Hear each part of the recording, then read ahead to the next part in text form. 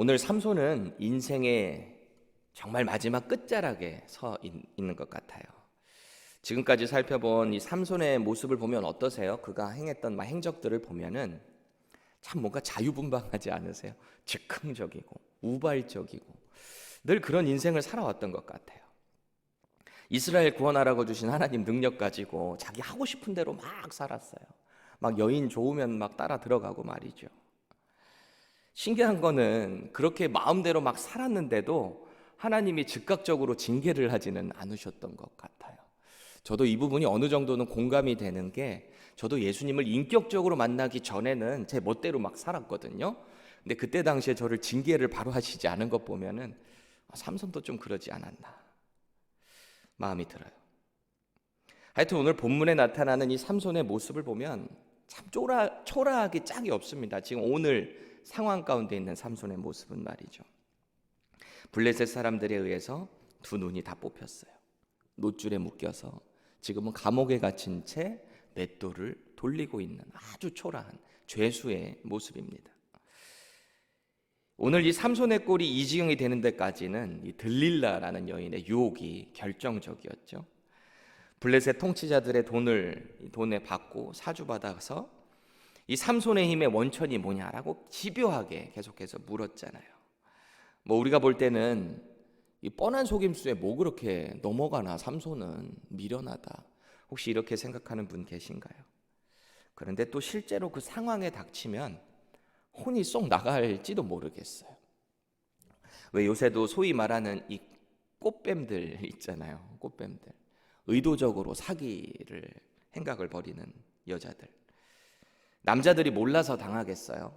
얼마나 또 아름답고 또 달콤한 말로 유혹을 하고 그러면 이 사람들이 혼이 쏙 나가는 거죠. 삼손도 나름대로는 거짓말로 3번이나 넘겨보려고 했습니다. 그런데 결국은 진실을 말해버렸죠. 이에 대한 반응이 사사기 16장 19절에 나오는데 세 번역으로 한번 보겠습니다. 이 들릴라는 삼손을 자기 무릎에서 잠들게 한 뒤에 사람을 불러 7가닥으로 따은 그 머리털을 깎게 하였다. 그런 다음에 그를 괴롭혀 보았으나 그의 엄청난 힘은 이미 그에게서 사라졌다 그래요. 그냥 7가닥 자르는 게 아니라 7줄로 이제 따은 머리를 자르게 밀게 된 거죠. 여기서 질문 드릴게요. 그동안 막 사자를 찢고 나귀 턱뼈로 막 수천 명의 사람들을 죽였던 이 삼손의 힘은 어디서부터 나온 걸까요? 도대체 어디서부터 나온 걸까요? 정황상 보면 머리털에서부터 나왔다라고 생각할 수 있죠. 그런데 정말 이 초자연적인 힘이 그의 머리털에서 나왔을까요? 그 머리털이 밀려서 그의 힘이 다 사라진 걸까요? 앞선 20절 하반절을 보시면 여호와께서 이미 자기를 떠나신 줄을 깨닫지 못하였더라 그래요. 여호와께서 떠나신 거예요. 머리털 자체에 능력이 있는 게 아니라 그와 함께 하신 하나님의 손이 그를 힘있게 하셨다라는 것을 우리는 볼 수 있습니다. 마치 지팡이가 뱀으로 변하고 그 지팡이를 베니까 홍해바다가 갈라지고 그 지팡이를 통해서 반석에서 물을 냈던 지팡이의 능력이 있었던 게 아니라 그 지팡이를 사용하신 하나님의 능력이 있었다라는 것처럼 똑같은 거죠. 여러분, 오늘 블레셋 사람들의 입장에서 한번 생각을 해볼게요. 오늘 삼손을 사로잡은 일이 보통 일일까요? 보통 일이 아니에요. 이들의 입장에서 볼 때 그동안 자기들을 그렇게 농락하고 피해를 주고 막 자기들을 죽여도 힘이 원체 세니까 어떻게 할 수 있는 방법이 없는 거예요.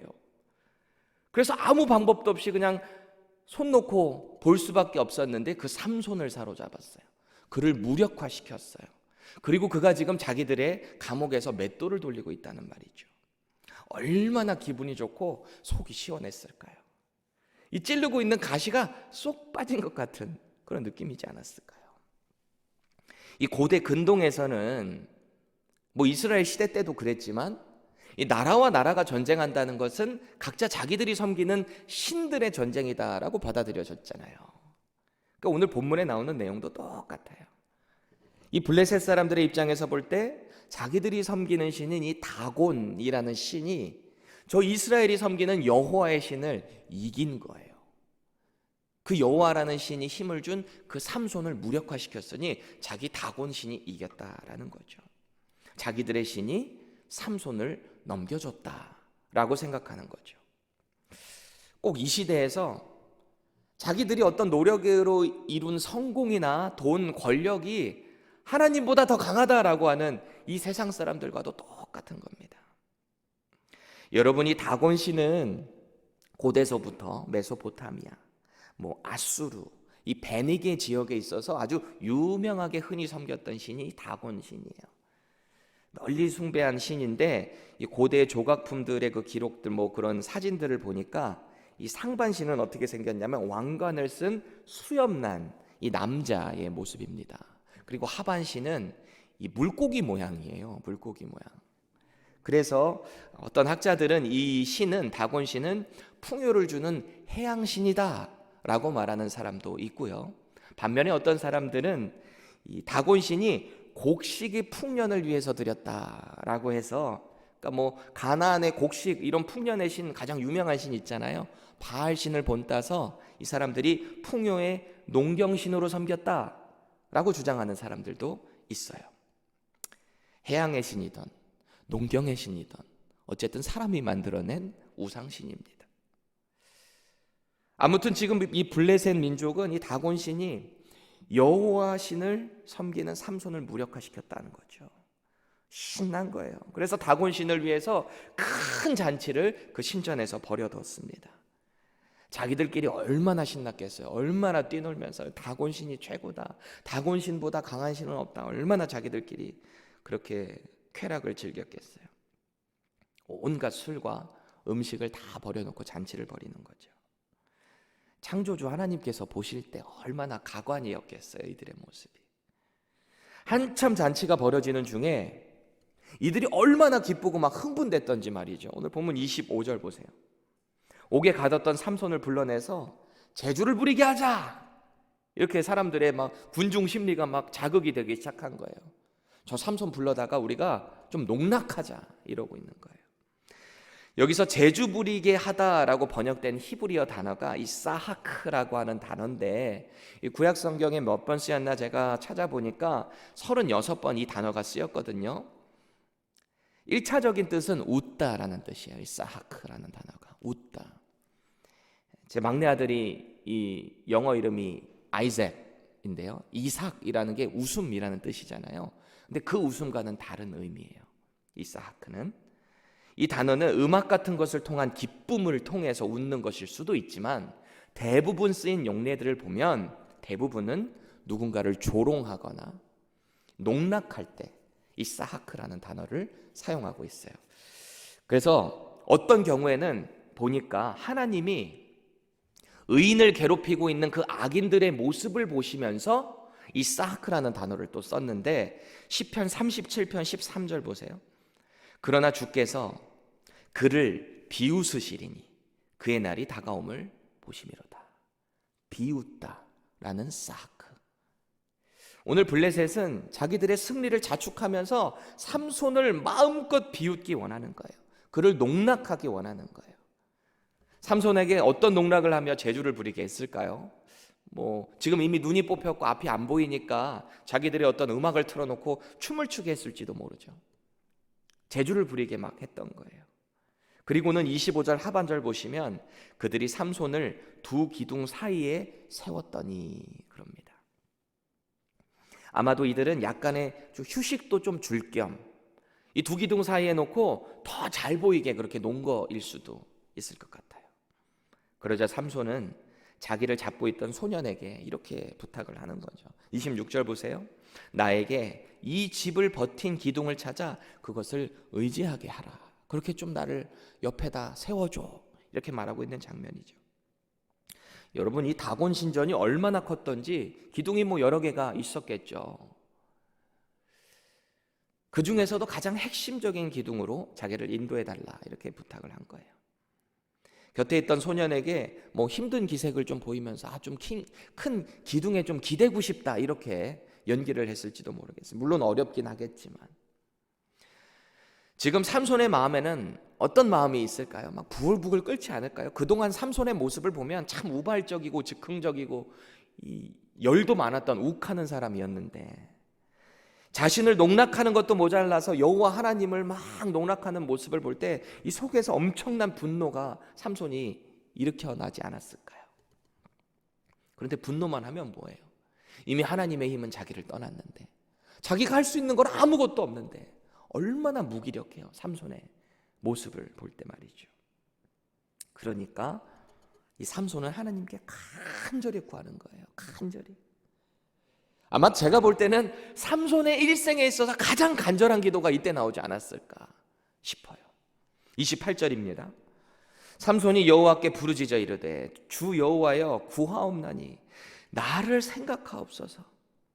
하나님이여 구하옵나니 이번만 나를 강하게 하사 나의 두 눈을 뺀 블레셋 사람에게 원수를 단번에 갚게 하옵소서. 하나님께 간절히 구하고 있는 거예요. 자기를 처음 이스라엘 사사로 부르신 그 하나님의 뜻을 한 번만 다시 생각해달라, 이렇게 말하고 있는 거예요.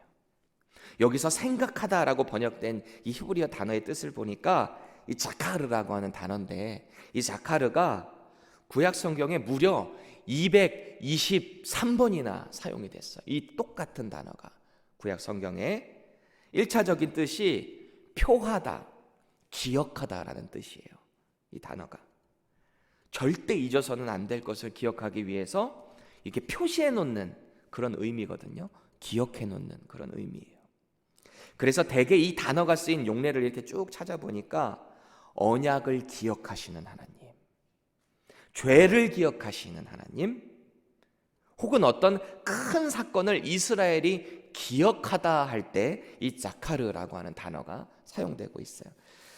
큰 예, 너무 유명한 예 하나 보시면 창세기 8장 1절 보세요. 하나님이 노아와 그와 함께 있는 방주에 있는 모든 들짐승과 가축을 기억하사, 자카르예요.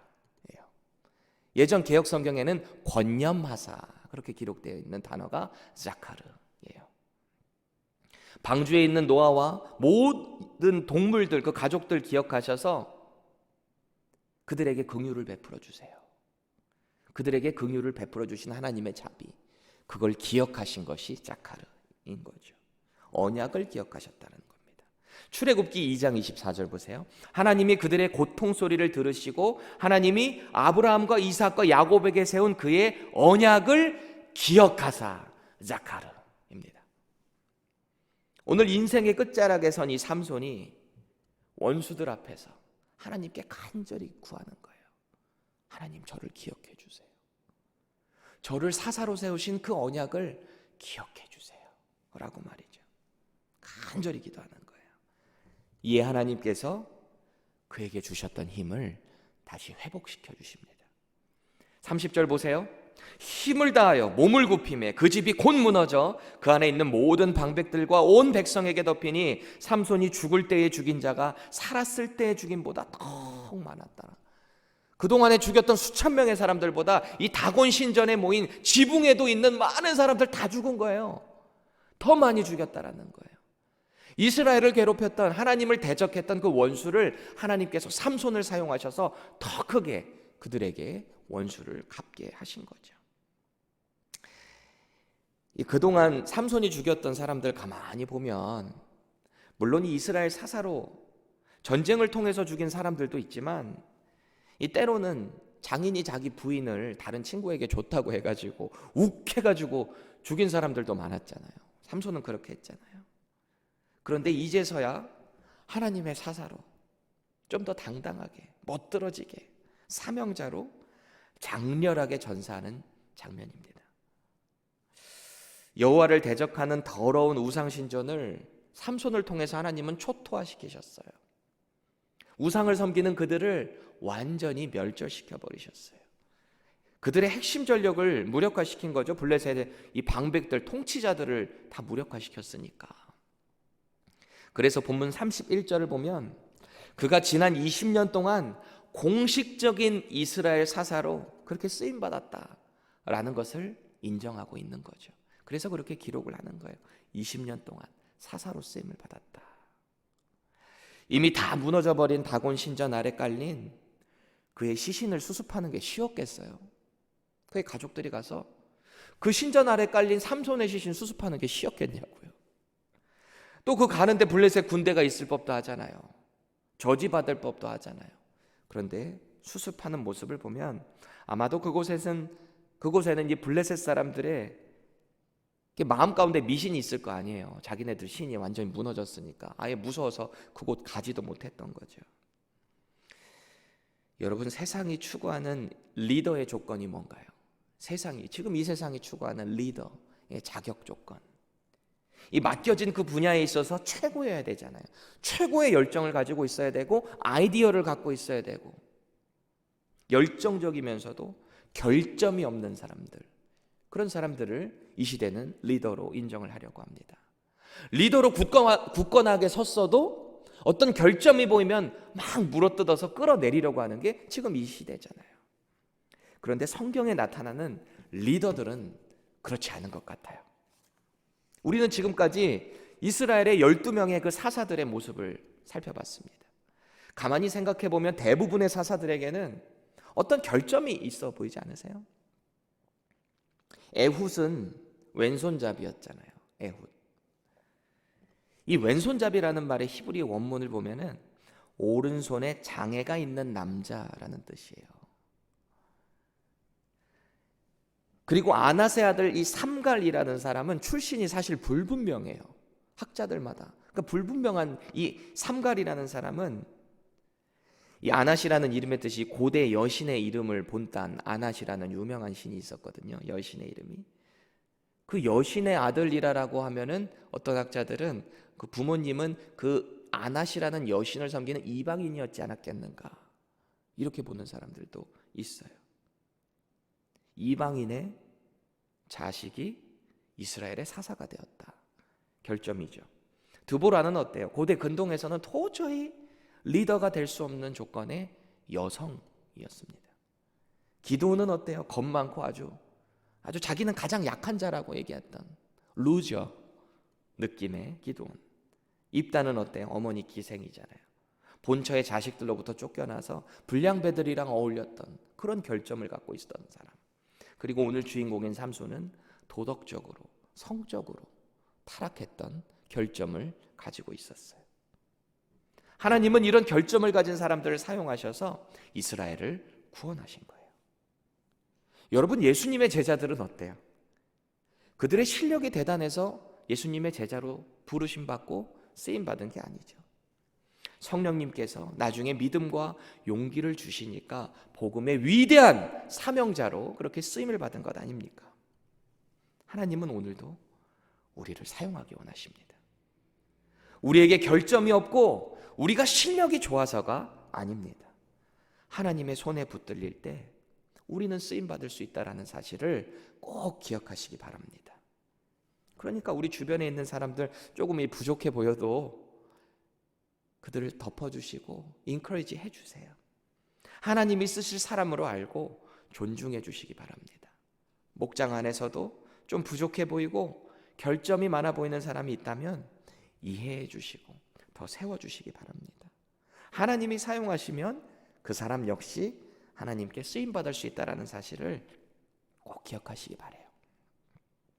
결정적으로 하나님께서는 당신의 아들 예수 그리스도의 그 보혈을 믿고 의지하는 저와 여러분들을 자녀로 삼으셨다는 약속을 꼭 기억하시기 바랍니다. 당당하시기 바랍니다. 우리와 영원히 함께 하시겠다는 예수님의 그 약속을 기억하시고 오늘도 우리에게 복음의 사명자로 살아가기를 원하시는 주님의 뜻대로 승리하시길 바랍니다. 하나님 우리를 기억하시는 분이세요. 우리를 사명자로 기억하시고 우리를 그 길 가운데 당당하게 인도하실 것을 신뢰하시고 승리하시기를 바랍니다. 기도하겠습니다. 하나님, 오늘도 우리를 기억하시고 사용하시는 그 하나님의 능력을, 하나님의 그 신실하심을 믿고 나가기를 원합니다. 때때로 어려움이 있고 고난이 있을 때 주님께서 우리에게 약속하신 그 언약을 기억하며 오늘도 사명자로 살아가겠다고 결단하는 우리 모두 되게 하여 주시옵소서. 우리 삶에 어려움이 있을 때 주님을 간구하게 하시고 그 간구함을 통해 하나님께서 큰 힘을 다시 한번 회복시켜 주심을 의지하며 나가는 우리 되게 하여 주시옵소서. 예수님의 이름으로 간절히 기도합니다. 아멘.